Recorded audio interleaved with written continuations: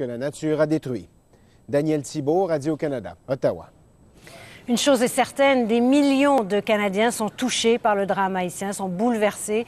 Des Canadiens qui font preuve d'une générosité extraordinaire. D'un bout à l'autre du pays, les dons affluent. Philippe Leblanc là-dessus. La catastrophe en Haïti a ému les Canadiens. Stephen Harper donne l'exemple et y va de sa propre contribution. Ça donne mal au cœur des Canadiens. Tout le monde a vu la situation dévastatrice en Haïti. 12, 13, 14. Cette enseignante en alphabétisation vient porter ce qu'elle et ses étudiants défavorisés, dont 3 d'origine haïtienne, ont récolté.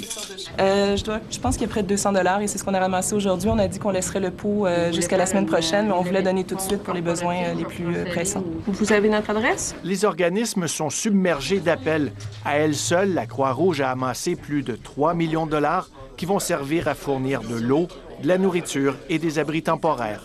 Bien, nous, on est dans la phase d'urgence. On parle présentement de sauver des vies. On parle de pouvoir bénéficier du matériel d'urgence. Il n'y a pas d'âge pour faire un don. Justice Betty et sa sœur donnent tout l'argent reçu en cadeau à Noël, 800 $. Parce que les enfants en Haïti en ont plus besoin que nous, dit-elle. Cette générosité va droit au cœur des Canadiens d'origine haïtienne. J'espère que entre Haïtiens, ici et ailleurs, de la diaspora et en Haïti, on sera digne de cette aide-là.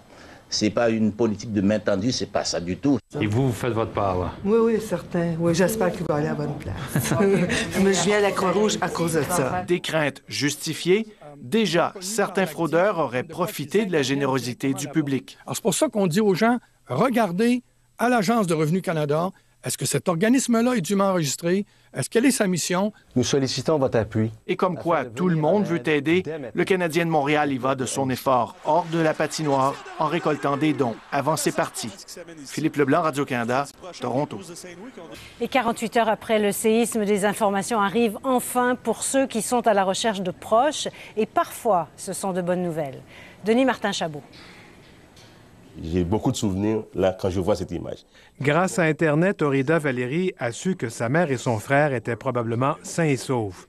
Ce matin, un ami Facebook a posté des photos aériennes prises par un avion de la République dominicaine qui laissait voir que la maison familiale avait été épargnée.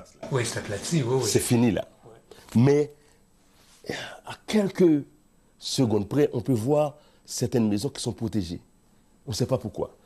Celle de ma mère est dans ce coin. On peut remarquer encore des verdures. 1 heure plus tard, sa mère appelle à Montréal pour annoncer qu'elle et son fils sont hors de danger. Vous deviez quand même être heureux de savoir que votre maman était saine. Plus qu'heureux. Parce que j'ai vécu toutes mes premières années avec elle. Souvent, seul avec elle. T'as des nouvelles, toi? Le designer Ralph Leroy n'a pas beaucoup dormi depuis 48 heures. Il sait que la maison familiale a été emportée. Elle était située tout près de l'épicentre. Il est sans nouvelles de sa mère, ses frères et ses sœurs. Psychologiquement, est-ce que je suis prêt à certaines nouvelles? Je ne sais pas.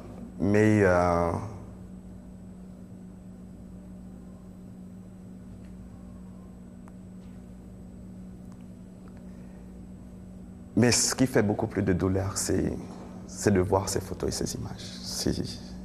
C'est tout ce que je peux dire. S'il ne peut rien dire de plus, Ralph Leroy sait qu'il faut agir.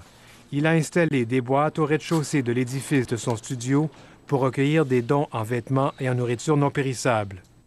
Mais de son côté, Orida Valérie dit à ses compatriotes de garder espoir. Tant que vous n'ayez pas de nouvelles de vos proches, restez ferme et priez, croisez les doigts. Denis Martin-Chabot, Radio-Canada.